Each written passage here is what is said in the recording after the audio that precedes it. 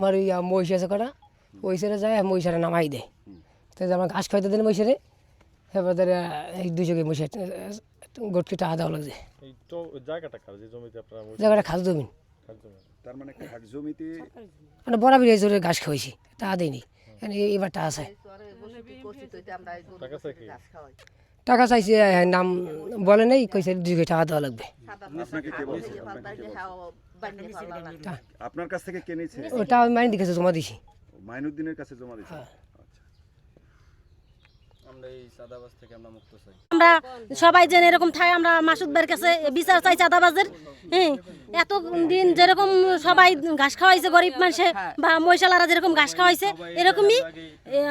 যেন ভবিষ্যতে খাওয়াইতে পারি এর চাঁদাবাজের বিচার চাই যে কেন এরকম টাকা না হইতেছে আর আমরা আমাদের স্বামীরা জিজ্ঞাসা করতে গেছে তাদের কাছে দাও লইয়া লাফাইয়া পড়ছে যে এরকমই নিমু আরো নিছি আরো নিমু আমরা আমার বছরে আমরাই মজবুরি ঘাস খাওয়াই কিন্তু কেউ আমাকে 1 টাকা দেওয়া লাগে নেই এই 1 সপ্তাহ মাইক যখন মুসলি ওপর যায় এবার এই বলতেছে যে আমাকে যারা যখন মহিষ আছে পিঠ থেকে টাকা দিতে হইবে আনালে মহিষের ঘাস খাওয়াইতে দেবে না কে আর দেবে না কিন্তু বলে না তা বলছে কী করতে হবে যে গোটকে 200 করিয়া টাকা দিতে হইবে যে কয়টা গোটে এই টাকা আমরা টাকা জনগণের দিয়া নেতাকর্মীর দিয়ে আমরা ঘাস খাওয়াম তারপর বলছি যে আমরা যে ঘাস খাওয়াইবেন বা আমরা খাওয়ামু টাকাটা কারে দেবো বলছে যে আমরা চাই ভাঙছে 4 জরিমানা দেবো তা বলছে যে না চাই লাগলে আমার কথা বলছি চাইরা বলছে না আমার কোনো টাকা দেওয়া নেই আর আমার কোনো চাইও ভাঙা নেই এরপরে টাকাটা 300 দিন আগে আমরা হানি বহনে ওই মাইনুদ্দিন ওই দোকানে বইয়া ওই লিস্ট করছে যে কটা মহিষ আছে নিজে লিস্ট করছে নিজেই টাকা লইছে আর রাতেই আমি টাকা দিছি যেমন আমার 4 মহিষ আমি 800 টাকা দিছি টাকা ওই নিজে রাখছে মাইনুদ্দিন মাইনুদ্দিন যে বিএনপির ছাত্র দলের সেক্রেটারি হ্যাঁ 1 নম্বর অর্ডার কারণ হইলো যে আমরা বিগত দিনে তো মহিষ গাছ খাওয়াই চরে ঠিক আছে ওই যে লাল চর এটা হইলো যে খাস জমিন বিগত দিনে আমরা ওই চরে ঘাস খাওয়াই চমদ্বীপের ভিতরে তো ইদানিং মাইনুদ্দিন ওই জায়গায় মহিষ নামাইয়া দিছে দেওয়ার পর ইদানিং এবার মাইনুদ্দিন বলতে আছে যে প্রত্যেক মহিষ পিছনে 200 করে টাকা দিলে তাহলে আমরা ঘাস খাওয়াইতে দিব নাহলে ঘাস খাওয়াইতে দিব না পরে ভুক্তভোগী বাধ্য হইয়া তারে 200 করে টাকা দিছে আর 478টা মহিষের টাকা নিছে এই মাইনুদ্দিন কি করেন সে মাইনুদ্দিন ও বিএনপির ছাত্র দলের ওয়ার্ডের সেক্রেটারি ঠিক আছে তো এই কতজনের কাছ থেকে চাঁদা নিচ্ছে 15-20 জন এরকম এদের থেকে টাকা নিছে কি কারণে নিচে এটা মহিষ মানে মহিষের ঘাস খাওয়াইতে হইলে টাকা দিতে হইবে 200 করে কোন চর এটা ছিল যে লালচর এগুনে মহিষ নামাই দিছে আপনি কত টাকা দিয়েছেন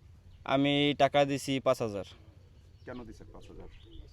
5000 নিচে যাইয়া এই যে মহিষ আমার মহিষ আছে আমার মহিষের লেগে টাকা নিছে মূলত আমার মহিষ তো আমি রাখি না আমার মহিষ আমার বড় ভাইরে দিয়ে রাখে আমার খালতো ভাই তার কাছে মহিষ দিছি তার কাছ থেকে এই টাকাটা নিছে মূলত মাইনুদ্দিন এবং এটার রেকর্ডিং আর কালকে যে এখানে আমরা জিজ্ঞাসা করতে গেছি যে তুমি এই জায়গায় টাকাটা নিছো কিসের জন্য ঠিক আছে এই জায়গা তো খাস জমিন এটা তো বিগত দিনে কেউই টাকা দেয় নাই তুমি কিসের জন্য এই চাঁদাবাজিটা করলা তখন তারা মনে করেন দাও কাছি নিয়ে এই যে লাফাই পড়ছে তার দোকানের ভিতরেই দাও ছিল এই তার বাপের নামছে তার বাপের ওই জায়গায় ধরে রাখছে ধরার পর ওই যে ঢাকা দাইকে ওই যে টিনটা আছে ওই টিনে বাইজা তার বাপের কি মাথা কাইটে গেছে এই ঘটনা